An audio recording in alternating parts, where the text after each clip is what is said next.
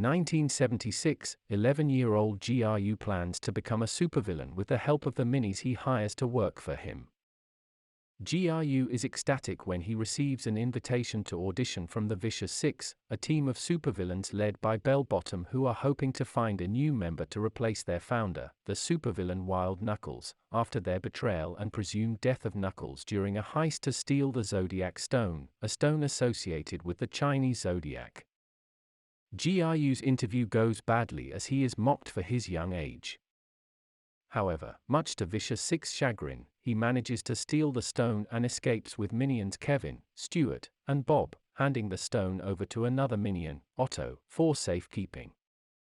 After escaping to his basement lair, GRU discovers that Otto has traded the stone for an animal stone, causing him to shoot the minions angrily before setting off to find the stone himself. Revealed to be alive, Knuckles kidnaps GRU before taking him to San Francisco and informs the minions that if they don't give him the stone within 48 hours, GRU will be killed. Kevin, Stuart, and Bob try to find the stone and fail to go to San Francisco to rescue GRU, while Otto leaves to chase a biker who he realizes has the stone as a necklace. When they get to Knuckles' house, they are chased by his goons until Master Chow, a former kung fu teacher who now runs an acupuncture clinic for a living, saves them by defeating the goons. Chow decides to teach them kung fu after they beg her to, but the three prove to be inept students.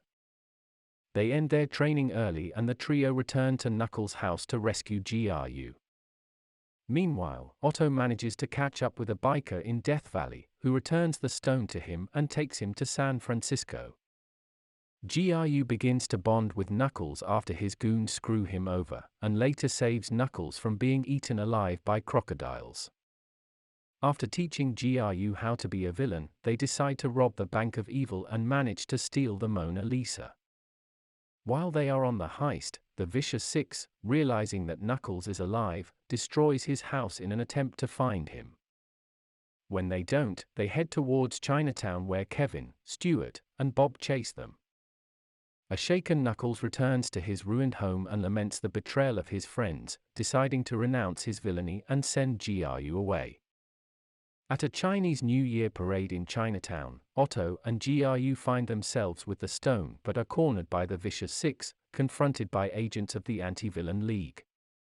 However, as the clock strikes midnight, the Vicious Six use the stone to transform into superpowered versions of the Zodiac animals and kidnaps GRU, planning to kill him by tying him to the clock tower to tear him apart.